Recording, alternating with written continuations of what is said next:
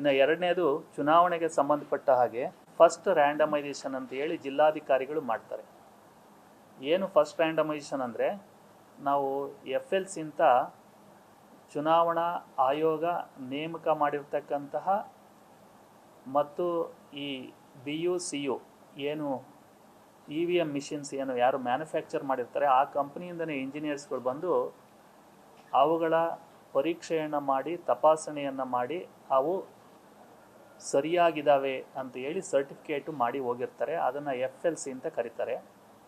ನಾವು ಕಳೆದ ತಿಂಗಳೇ FLCಯನ್ನು ಮಾಡಿ ಅದಕ್ಕೆ ಸರ್ಟಿಫಿಕೇಷನನ್ನು ಮಾಡಿ ಇಟ್ಕೊಂಡಿದ್ದೀವಿ. ನಾವು ಅಂತ ಹೇಳಿದ್ರೆ ಎಲ್ಲ ರಾಜಕೀಯ ಪಕ್ಷಗಳ ಸಮ್ಮುಖದಲ್ಲಿ ಅವರಿಗೆ ಮೊದಲೇ ನಾವು ನೋಟಿಸ್ ಕೊಟ್ಟಿರ್ತೀವಿ. ಎಲ್ಲ ರಾಜಕೀಯ ಪಕ್ಷಗಳಿಗೆ ಅವರ ಸಮ್ಮುಖದಲ್ಲಿ ಮತ್ತು ಅವರ ಹಾಜರಾತಿಯಲ್ಲಿ ನಾವು FLCಯನ್ನು ಮಾಡಿ ಇಟ್ಕೊಂಡಿದ್ದೀವಿ. ದಾವಣಗೆರೆ ದಕ್ಷಿಣ 107 ಮತಕ್ಷೇತ್ರ ಏನಿದೆ ಅಲ್ಲಿ 284 ಮತಗಟ್ಟೆಗಳಿದ್ದರೂ ಕೂಡ ನಾವು ಸುಮಾರು 105 ಕೊಡಪ್ಪ ಇಲ್ಲಿ FLC ಮಾಡಿರೋದ PPT ಕೊಟ್ರಲ್ಲಪ್ಪ, ಎಲ್ಲಿದೆಯೋ ಅದು ಕೊಟ್ರಿ, ಅದು ಅಲ್ಲೇ ಇಟ್ಕೊಳ್ತೀರಪ್ಪ. ನನ್ನ ಹತ್ರ ಇತ್ತಲ್ಲ ತೊಳೆಯ ಇಲ್ಲ ಟೇಬಲ್ ಮೇಲೆ ಕೊಟ್ರಲ್ಲ ಅಲ್ಲಿ. ತಾವು ಕೂಡ FLC ಈಗ ಫಸ್ಟ್ ಲೆವೆಲ್ ರ್ಯಾಂಡಮೈಸೇಷನ್ ಆಗ್ತಾ ಇದೆ, ನಾವು ನೋಡ್ಬೋದು. ಆದರೆ ಭದ್ರತಾ ಕೊಠಡಿಯಲ್ಲಿ ಫೋಟೋ ತೆಗೆದುಕೊಳ್ಳೋಂಗಿಲ್ಲ ಮತ್ತು ವಿಡಿಯೋ ತೆಗೆದುಕೊಳ್ಳೋಂಗಿಲ್ಲ. ಯಾಕೆಂದರೆ ಎಲೆಕ್ಷನ್ ಕಮಿಷನಿಂದ ಗೈಡ್ಲೈನ್ಸ್ ಇರುತ್ತೆ. ನೀವು ಹೊರಗಡೆಯಿಂದ ಬೇಕಾದ್ರೆ ನೋಡ್ಬೋದು. ಅಲ್ಲಿ ಈಗ ನಡೀತಾ ಇದೆ ರ್ಯಾಂಡಮೈಸೇಷನ್ ಅಂತ ಕರೀತಾರೆ. ಒಟ್ಟು 284 ಮತ ಕೇಂದ್ರಗಳಿಗೆ ನಾವು BU ಯೂನಿಟನ್ನು 570, CU ಯೂನಿಟನ್ನು 570, VVPATನ್ನು 570 ಸಿದ್ಧ ಮಾಡಿ ಇಟ್ಕೊಂಡಿದ್ದೇವೆ. ಅವುಗಳಲ್ಲಿ 10%ಅನ್ನು ನಾವು ತರಬೇತಿಗಾಗಿ ಕಾಯ್ದಿರಿಸ್ಕೊಂಡಿರ್ತೀವಿ. ಸೊ 29 ಮಿಷಿನ್ಸನ್ನು ನಾವು ತರಬೇತಿಗಾಗಿ ಇಟ್ಕೊಳ್ತೀವಿ. BU ಯೂನಿಟ್ಟು, 355 CU ಯೂನಿಟ್ಟು ಮತ್ತು 398 VVPATಗಳನ್ನು ನಾವು ಇವತ್ತು ರಿಟರ್ನಿಂಗ್ ಆಫೀಸರ್, ದಾವಣಗೆರೆ ದಕ್ಷಿಣ ಕ್ಷೇತ್ರದ ರಿಟರ್ನಿಂಗ್ ಆಫೀಸರ್ಗೆ ವಶಕ್ಕೆ ನಾವು ಕೊಡ್ತೀವಿ. ಅವರು ಅದನ್ನು ಇವತ್ತು ಪೊಲೀಸ್ ಭದ್ರತೆಯಲ್ಲಿ ಮತ್ತು ಅದನ್ನೆಲ್ಲ ವಿಡಿಯೋಗ್ರಾಫ್ ಮಾಡ್ತೀವಿ ಕಂಟಿನ್ಯೂಯಸ್ ಆಗಿ. ಪೊಲೀಸ್ ಭದ್ರತೆಯಲ್ಲಿ ತೆಗೆದುಕೊಂಡು ಹೋಗಿ DRR ಸ್ಕೂಲ್ನಲ್ಲಿ ಅಲ್ಲಿ ಒಂದು ಸೆಕ್ಯೂರಿಟಿ ರೂಮನ್ನು ನಾವು ಮಾಡ್ಕೊಂಡಿದ್ದೀವಿ, ಭದ್ರತಾ ಕೊಠಡಿಯನ್ನು ಮಾಡ್ಕೊಂಡಿದ್ದೀವಿ. ಅಲ್ಲಿ ಮತ್ತೆ ಎಲ್ಲ ಪೊಲಿಟಿಕಲ್ ಪಾರ್ಟಿಗಳ ಸಮ್ಮುಖದಲ್ಲಿ ಅಲ್ಲಿ ಇಟ್ಟು ಅದನ್ನು ಲಾಕ್ ಮಾಡ್ತೀವಿ. ಲಾಕ್ ಮಾಡಿ ನಾವು ಮಹಜರನ್ನು ಮಾಡ್ತೀವಿ. ಮತ್ತು ಅದನ್ನು ರಿಟರ್ನಿಂಗ್ ಆಫೀಸರ್ ಅವರು ಈ ಎರಡನೇ ರ್ಯಾಂಡಮೈಸೇಷನ್ ಅಂತ ಮಾಡ್ತಾರೆ. ಎರಡನೇ ರ್ಯಾಂಡಮೈಸೇಷನ್ನು ಮತ್ತು ಇದನ್ನು ಸಿದ್ಧ ಮಾಡ್ಕೊಳ್ತಾರೆ, ಬ್ಯಾಲೆಟ್ ಪೇಪರನ್ನು ಹಾಕಿ ಸಿದ್ಧ ಮಾಡ್ಕೊಳ್ತಾರೆ. ಆವಾಗ ಮತ್ತೆ ರಾಜಕೀಯ ಪಕ್ಷಗಳನ್ನು ಕರೆದು ಅವರ ಸಮ್ಮುಖದಲ್ಲೇ ಆ ಕೆಲಸವನ್ನು ಅವ್ರು ಮಾಡ್ತಾರೆ. ಇದು ಒಂದು ಮಾಹಿತಿಯನ್ನು ತಮಗೆ ಹಂಚ್ಕೊಳ್ಬೇಕಾಗಿತ್ತು. ಇನ್ನು ಎರಡನೇದು, ನಮಗೆ ಈಗ ಪರೀಕ್ಷಾ ಸಮಯ. ತಮಗೆ ಗೊತ್ತಿರೋ ಹಾಗೆ ನಿನ್ನೆ ತಾನೇ PUC ಪರೀಕ್ಷೆಗಳು ಮುಗಿದಿದ್ದಾವೆ. SLC ಪರೀಕ್ಷೆ ಇವತ್ತು ಪ್ರಾರಂಭವಾಗಿದೆ ಮತ್ತು ಏಪ್ರಿಲ್ 1ರಿಂದ ಏಪ್ರಿಲ್ 15ರವರೆಗೂ ಸೆನ್ಸಸ್ ಜನಗಣತಿ ಶುರುವಾಗ್ತಾ ಇದೆ. ಮೊದಲನೇದಾಗಿ ಸೆಲ್ಫ್ ಎನ್ಯುಮರೇಷನ್ ಶುರುವಾಗ್ತಾ ಇದೆ ಏಪ್ರಿಲ್ 1ರಿಂದ ಏಪ್ರಿಲ್ 15ರವರೆಗೂ. ಮತ್ತು BLOಸ್ಗಳು ಪ್ರೀ SIR, ನಾವು ನಿಮ್ಗೆ ಹೇಳಿದ ಹಾಗೆ ಪ್ರೀ SIR ಕೆಲಸಗಳು ಕೂಡ ನಡೀತಾ ಇದೆ. ಹಾಗಾಗಿ ನಮಗೆ ಸಿಬ್ಬಂದಿಯ ಕೊರತೆ ಇದೆ. ನಾಳೆ ಅತಿ ತುರ್ತಾಗಿ ನಾವು ದಾವಣಗೆರೆ ದಕ್ಷಿಣ ಉಪ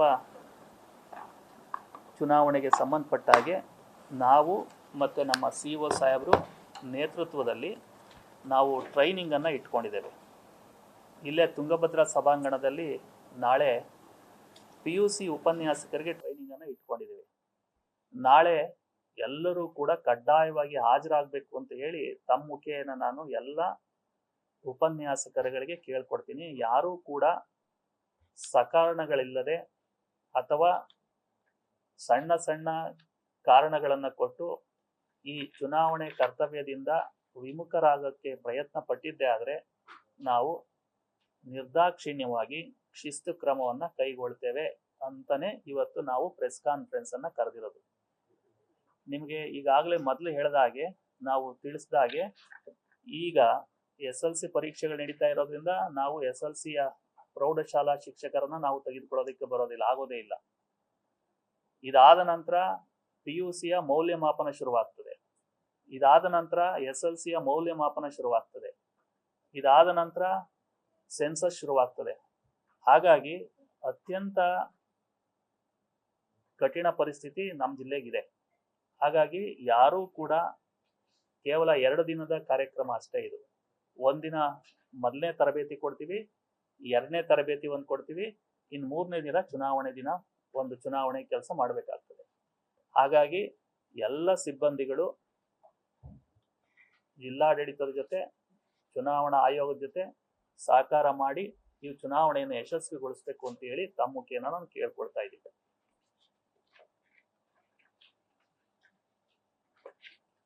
ಓ 341 PROಸ್ಗಳು ಬೇಕಾಗುತ್ತೆ. APRO 341, ಫಸ್ಟ್ PO ಅಂದ್ರೆ polling officers 341, second polling officer 341, ಒಟ್ಟು 1364 ಜನ ಚುನಾವಣೆಗೆ ಸಿಬ್ಬಂದಿ ಬೇಕಾಗ್ತಾರೆ. ನಾವು ಬೇರೆ ಬೇರೆ ತಾಲೂಕಿನಿಂದನೂ ತೆಗೆದುಕೊಳ್ತಾ ಇದೀವಿ ಉಪನ್ಯಾಸಕರನ್ನ. ಜಗಳೂರು, ಹರಿಹರ, ಚನ್ನಗಿರಿ ಮತ್ತು ದಾವಣಗೆರೆ ಜಿಲ್ಲೆಯಲ್ಲಿ ಇರ್ತಕ್ಕಂಥ ಉಪನ್ಯಾಸಕರನ್ನು ಕೂಡ ನಾವು ತೆಗೆದುಕೊಂಡಿದ್ದೀವಿ.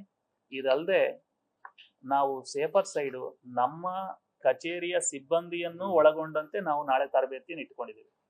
ನಮ್ಮ ಕಚೇರಿಯಲ್ಲಿ ಇರ್ತಕ್ಕಂಥ FDA SDAಗಳಿದಾರಲ್ಲ ಅವರನ್ನು ಕೂಡ ನಾವು ಬಳಸ್ಕೊಳ್ತಾ ಇದೀವಿ. ಅದೇ ರೀತಿ ನಮ್ಮ ZP ಆಫೀಸ್ನಲ್ಲಿ ಇರ್ತಕ್ಕಂಥ ಸಿಬ್ಬಂದಿಯನ್ನು ನಾವು ಬಳಸ್ಕೊಳ್ತಾ ಇದೀವಿ. ಹಾಗಾಗಿ ನಾವು ಯಾರನ್ನೂ ಎಕ್ಸಂಪ್ಷನ್ ಕೊಡ್ತಾ ಇಲ್ಲ ನಮ್ಮ ಕಚೇರಿನ ಒಳಗೊಂಡ ಹಾಗೆ. ಹಾಗಾಗಿ ಎಲ್ಲ ಸರ್ಕಾರಿ ಸಿಬ್ಬಂದಿಗಳು ಚುನಾವಣಾ ಕೆಲಸಕ್ಕೆ ದಯಮಾಡಿ ಶಿಸ್ತಿನಿಂದ ಬಂದು ತರಬೇತಿನ ತೆಗೆದುಕೊಂಡು ಈ ಚುನಾವಣೆಯನ್ನ ಯಶಸ್ವಿ ಆಗೋಕ್ಕೆ ಸಹಕಾರ ಕೊಡ್ತೀರಿ ಅಂತ ಹೇಳಿ ನಾನು ಮತ್ತು CO ಸಾಹೇಬಿಬ್ರು ನಾವು ತಮ್ಮ ಮುಖೇನ ಕೇಳ್ಕೊಳ್ತಾ ಇದ್ದೀವಿ. ಚುನಾವಣೆಗೆ ಸಂಬಂಧಪಟ್ಟಂಗೆ ನಾಳೆ ತರಬೇತಿ ಕೊಡ್ತಾ ಇದೀವಿ. ಯಾಕೆಂದ್ರೆ ನಾಳೆ ಯುಗಾದಿ ಹಬ್ಬ ಇರೋದ್ರಿಂದ ಯುಗಾದಿ ಹಬ್ಬ ದಿನ ಕೊಡ್ತಾ ಇದಾರೆ ಅಂತ ಒಂದು ಬರಬಹುದು. ಯಾಕೆ ಯುಗಾದಿ ಹಬ್ಬ ದಿನನೇ ಕೊಡ್ತಾ ಇದೀವಿ ಅಂತ ಹೇಳಿದ್ರೆ, ನಾಳೆ ಫಸ್ಟ್ PUC ಉಪನ್ಯಾಸಕರಿಗೆ ಒಳ್ಳೆ ಪ್ರಶ್ನೆ ಕೇಳಿದ್ವಿ. ನಾಳೆ ಬಿಟ್ರೆ ನಮ್ಗೆ ಇನ್ಯಾವುದು ದಿನ ಸಿಗೋದಿಲ್ಲ. ಅವರು ವ್ಯಾಲ್ಯೂಯೇಷನ್ಗೆ ಹೋಗ್ತಾರೆ. 20ನೇ ತಾರೀಕಿಂದ 1 ಏಪ್ರಿಲ್ ವರೆಗೂ ವ್ಯಾಲ್ಯೂಯೇಷನ್ಗೆ ಹೋಗ್ಬಿಡ್ತಾರೆ ಅವರು. ಹಾಗಾಗಿ ನಾಳೆ ತರಬೇತಿ ಇಟ್ಕೊಂಡಿದೀವಿ. ಮತ್ತೆ 3ನೇ ತಾರೀಕು ಅವರು ವ್ಯಾಲ್ಯೂಯೇಷನ್ ಮುಗಿಸ್ಕೊಂಡು ಬಂದ ನಂತರ 3ನೇ ತಾರೀಕು ನಾವೆಲ್ಲಾ ಸಿಬ್ಬಂದಿಗಳಿಗೂ ಸೇರಿ ಸಿದ್ಧಗಂಗಾ ಸ್ಕೂಲ್ನಲ್ಲಿ ತರಬೇತಿಯನ್ನ ಇಟ್ಕೊಂಡಿದ್ದೀವಿ. ಸಿದ್ಧಗಂಗಾ ಸ್ಕೂಲ್ನಲ್ಲಿ ಈ ತರಬೇತಿಗೆ ನಮ್ಮ ಜಿಲ್ಲೆಗೆ ಚುನಾವಣಾ ವೀಕ್ಷಕರಾಗಿ ಬಂದಿರತಕ್ಕಂಥವ್ರು ಇದ್ದಾರೆ. ಅವರು ಈಗಾಗಲೇ ಬಂದಿದ್ದಾರೆ, ನಮ್ಮ ಜಿಲ್ಲೆಯಲ್ಲಿ ಇದ್ದಾರೆ. ಅವರು ಕೂಡ ವಿಸಿಟ್ ಮಾಡ್ತಾರೆ. ಹಾಗಾಗಿ ಯಾರು ಚುನಾವಣಾ ಸಿಬ್ಬಂದಿಗಳು ಕೂಡ ರಿಸ್ಕ್ ತಗೊಳ್ಳೋದು ಬೇಡ ಅಂತ ಹೇಳಿ ನಾನು ಕೇಳ್ಕೊಳ್ತಾ ಇದ್ದೀನಿ. ಇದಾದ ನಂತರ SLC ಎಕ್ಸಾಮ್ ಮುಗಿದ ತಕ್ಷಣ ಅವ್ರು SLC ವ್ಯಾಲ್ಯೂಯೇಷನ್ಗೆ ಹೋಗ್ಬಿಡ್ತಾರೆ. ಹಾಗಾಗಿ ನಮಗೆ ಸಿಬ್ಬಂದಿಯೇ ಇಲ್ಲ. ಸೊ ಹಾಗಾಗಿ ಎಲ್ಲರೂ ಯಾರು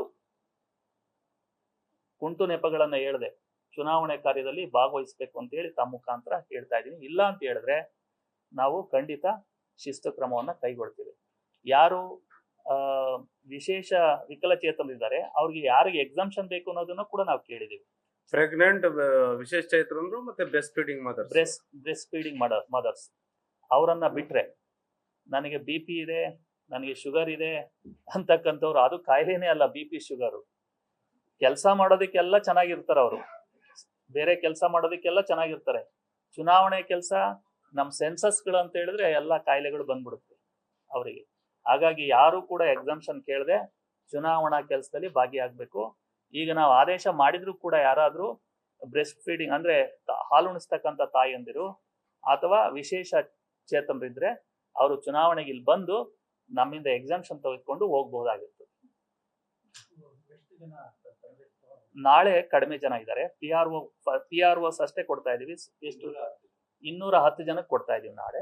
ಇದಾದ್ಮೇಲೆ ಮತ್ತೆ ನಾವು ಇದಕ್ಕೆ ಯಾವತ್ತು 22 ಮಾರ್ಚ್ಗೆ ಉಳಿದಂತ PRO APRO ಕೊಡೋರಿದೀವಿ ನಾವು.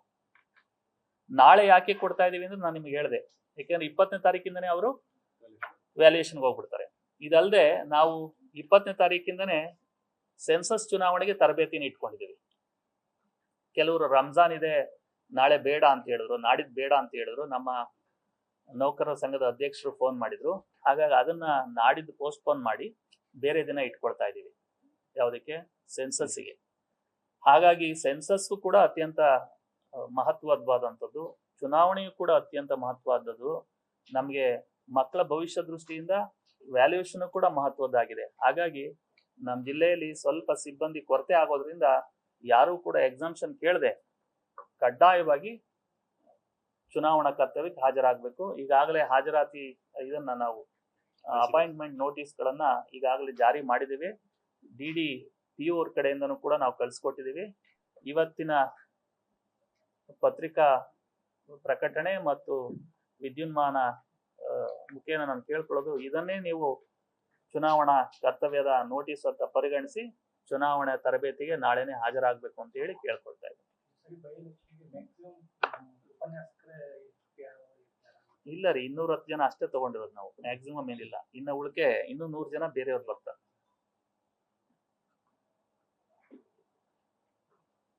ಕರ್ತವ್ಯ ಏನು ಕಷ್ಟ ಇಲ್ಲ, ಇದೇನು ರಾಕೆಟ್ ಸೈನ್ಸ್ ಯಾವುದೂ ಇಲ್ಲ. ಅವತ್ತು ಬೆಳಗ್ಗೆ ಮಾಕ್ ತರಬೇತಿಗೆ ಬರಬೇಕಾಗ್ತದೆ. ಮಾಕ್ ಇದನ್ನ ಪೋಲ್ ಅನ್ನ ಮಾಡಬೇಕಾಗ್ತದೆ.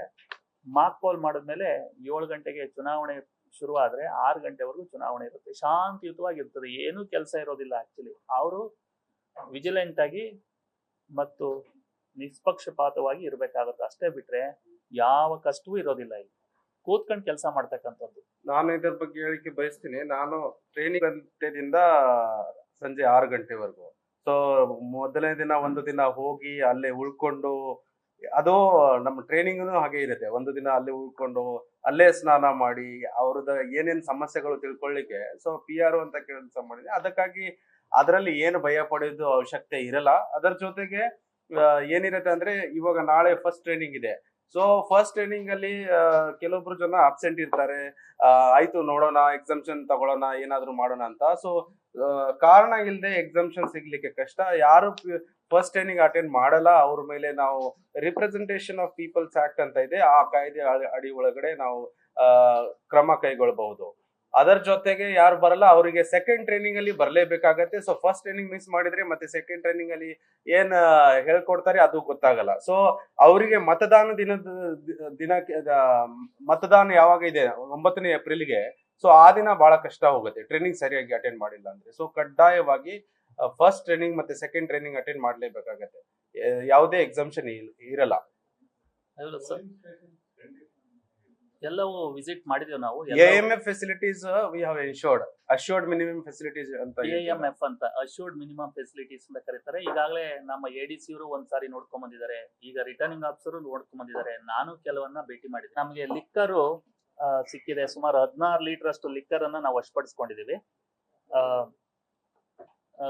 ಸುಮಾರು ಟೋಟಲ್ 20 ಲೀಟರ್ 20.8 ಲೀಟರ್ ಸುಮಾರು 8,750 ರೂಪಾಯಿಯಷ್ಟು ಮೌಲ್ಯಯುತವಾದಂತಹ ಲಿಕ್ಕರ್ ಅನ್ನ ವಶಪಡಿಸ್ಕೊಂಡಿದ್ದೀವಿ. ಚೆಕ್ ಪೋಸ್ಟ್ ಮತ್ತೆ FIR ಕೂಡ ಮಾಡಿದ್ದೀವಿ.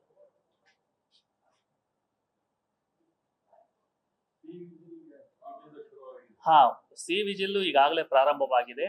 ಇದು ವಿಡಿಯೋ ವ್ಯೂವಿಂಗ್ ಟೀಮ್ ಅಂತ ಒಂದಿದೆ.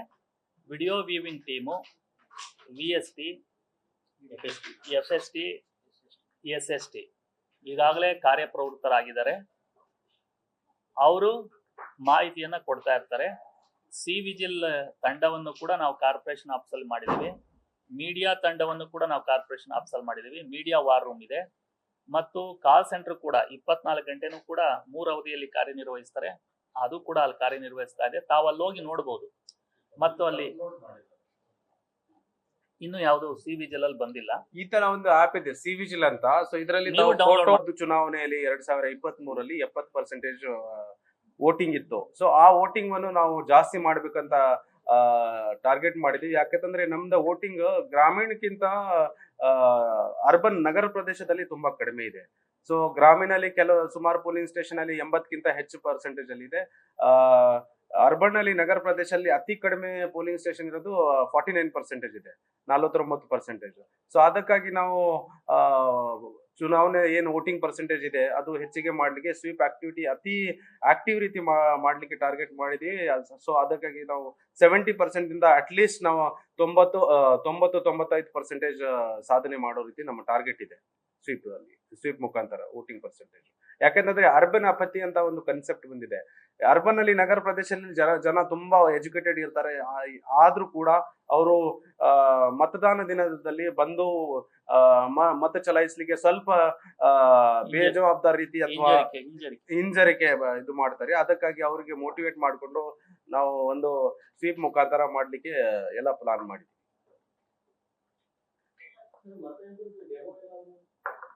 ಇರತ್ತೆ. ಸ್ವೀಪ್ ಮುಖಾಂತರ ನಾವು ಬಸ್ ಸ್ಟ್ಯಾಂಡ್ ಅಲ್ಲಿ, ಎಲ್ಲಿ ಕಾಲೇಜ್ ಅಲ್ಲಿ, ಎಲ್ಲಿ ಜಾಸ್ತಿ ಜನ ಬರೋದು ಇರ್ತಾರೆ ಅಲ್ಲಿ ನಾವು ಇದರ ಮುಖಾಂತರ ಡೆಮೋನ ತೋರಿಸ್ಬೋದು ಅವ್ರಿಗೆ.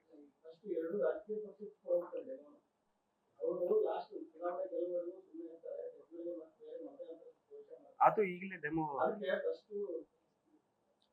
ಇವಿಎಂ ಟ್ರೈನಿಂಗ್ ಅಂಡ್ ಅವೇರ್ನೆಸ್ ಅಂತ ಇವಿಎಂಸ್ ಇರ್ತವೆ. ಆ ಇವಿಎಂಸ್ ಅನ್ನು ಡೆಮೋ ನಾವು ತೋರಿಸ್ಬೋದು. ಸೊ ಅದಕ್ಕಾಗಿ ಮಾಕ್ ಪೋಲ್ ಇರುತ್ತೆ ಫಸ್ಟ್ ದಿನ. ಆಮೇಲೆ ನಾವು ಕಮಿಷನಿಂಗ್ ದಿನ ಇರುತ್ತಲ್ಲ, ಕಮಿಷನಿಂಗ್ ದಿನ ಎಲ್ಲಾ ಸಿಂಬಲ್ ಲೋಡ್ ಮಾಡ್ಕೊಂಡು ಯಾರ್ಯಾರು ಅಭ್ಯರ್ಥಿ ಇದ್ದಾರೆ ಆ ಅಭ್ಯರ್ಥಿದ ಎಲ್ಲಾ ಸಿಂಬಲ್ ಲೋಡ್ ಮಾಡ್ಕೊಂಡು ಪೊಲಿಟಿಕಲ್ ಪಾರ್ಟಿದ ಸಮಕ್ಷ ಮುಖಾಂತರ ನಾವು ಅಲ್ಲೇ ಮಾಕ್ ಪೋಲ್ ಮಾಡ್ಕೊಂಡು ಇದು ಮಾಡ್ತೀವಿ. ನಿಮ್ಗೆ ಗೊತ್ತಿರೋ ಹಾಗೆ ಚುನಾವಣೆಯಲ್ಲಿ ಪ್ರತಿಯೊಂದು ಮತಕೇಂದ್ರಗಳಲ್ಲೂ ಕೂಡ ಚುನಾವಣಾ ಏಜೆಂಟ್ಗಳಂತ ಇರ್ತಾರೆ. ರಾಜಕೀಯ ಪಕ್ಷಗಳು, ನೋಂದಾಯಿತ ರಾಜಕೀಯ ಪಕ್ಷಗಳು ತಮ್ಮ ಏಜೆಂಟ್ಗಳನ್ನ RO ಕೊಟ್ಟು ಅವರಿಂದ ಒಂದು ದೃಢೀಕರಣ ಪತ್ರ ಕೊಡ್ತೇವೆ. ತೆಗೆದುಕೊಂಡು ಅವರಲ್ಲಿ ಕೂತ್ಕೊಂಡು ನೋಡ್ಕೊಬಹುದು. ಪ್ರತಿಯೊಂದು ಪ್ರಕ್ರಿಯೆಯನ್ನು ಅವ್ರು ವಾಚ್ ಮಾಡ್ಬೋದು ಕ್ಲೋಸ್ ಆಗಿ. ಹಾಗಾಗಿ ಮಾಕ್ ಪೋಲಿಂದ ಹಿಡಿದು ಮತದಾನ ಕ್ಲೋಸ್ ಆಗೋವರೆಗೂ ಕೂಡ ಅವ್ರು ಅಲ್ಲೇ ಇರೋದ್ರಿಂದ ಆ ಥರದ ಸಂದೇಹಗಳಿಗೆ ಅವಕಾಶ ಇಲ್ಲ ಅಂತ ಹೇಳಿ ನಾನು ಭಾವಿಸಿದೆ. ಅಲ್ಲ, ಫಸ್ಟ್ ರ್ಯಾಂಡಮೈಸೇಷನ್ ಕೂಡ ಈಗ ಅವ್ರ ಸಮಕ್ಷಮನೆ ನಾವು ಮಾಡ್ತಾ ಇದೀವಿ. ಅವರು ಸ್ವಲ್ಪ ಲೇಟ್ ಆಗಿ ಬಂದ್ರು ಅನ್ಸುತ್ತೆ. ಎಲ್ಲ ರಾಜಕೀಯ ಪಕ್ಷಗಳು ಈಗ ಇದಾರಲ್ಲಿ. ಸೆಕೆಂಡ್ ರ್ಯಾಂಡಮೈಸೇಷನ್ ಕೂಡ ಅವ್ರು ಮಾಡ್ತೀವಿ. ಮತ್ತೆ ನಾಮಿನೇಷನ್ ಫೈನಲ್ ಆದ್ಮೇಲೆ, ಕ್ಯಾಂಡಿಡೇಟ್ಸ್ಗಳು ಫೈನಲ್ ಆದ್ಮೇಲೂ ಕೂಡ ನಾವು ಅದನ್ನ ಬ್ಯಾಲೆಟ್ ಪೇಪರ್ ಅನ್ನ EVMಗೆ ಹಾಕಿ ಪ್ರಿಪರೇಷನ್ ಸಿದ್ಧತೆ ಮಾಡ್ಕೊಳ್ಬೇಕಾದ್ರೂ ಕೂಡ ಎಲ್ಲ ರಾಜಕೀಯ ಪಕ್ಷಗಳು ಇರ್ತಾರೆ. ಮತ್ತು ನಮಗೂ ಗೊತ್ತಿರೋದಿಲ್ಲ ಈಗ ಯಾವ ಮತ ಕೇಂದ್ರಕ್ಕೆ ಯಾವ ಮಿಷಿನ್ ಹೋಗ್ತದೆ ಅನ್ನೋದು ನಮಗೂ ಗೊತ್ತಿರೋದಿಲ್ಲ. ಈಗ ನಾವು ಕೊಟ್ಟಿದ್ದೀವಿ, ಅದು ಕಂಪ್ಯೂಟರೈಸ್ ಫೈನಲೈಸ್ ಮಾಡುತ್ತೆ. ಅದನ್ನು ಕೂಡ ಅವರ ಸಮ್ಮುಖದಲ್ಲೇ ನಾವು ಮಾಡ್ತೀವಿ. ಹಾಗಾಗಿ ಅಂಥ ಸಂದೇಹಗಳಿಗೆ ಅವಕಾಶ ಇಲ್ಲ. ಅದಕ್ಕೆ ತುಂಬಾ ಟ್ರೈನಿಂಗ್ ಬಗ್ಗೆ ಮತ್ತು ಸಿಬ್ಬಂದಿಗಳು ಯಾವುದೇ ಕಾಂಪ್ರಮೈಸ್ ನಾವು ಆಗೋದಿಲ್ಲ ಜಿಲ್ಲಾಡಳಿತ ಅಂತಕ್ಕಂಥದ್ದನ್ನ ನಿಮ್ಮ ಮುಖಾಂತರ ತಿಳಿಸ್ಬೇಕು ಅಂತ ಕರೆದಿದ್ದೀವಿ.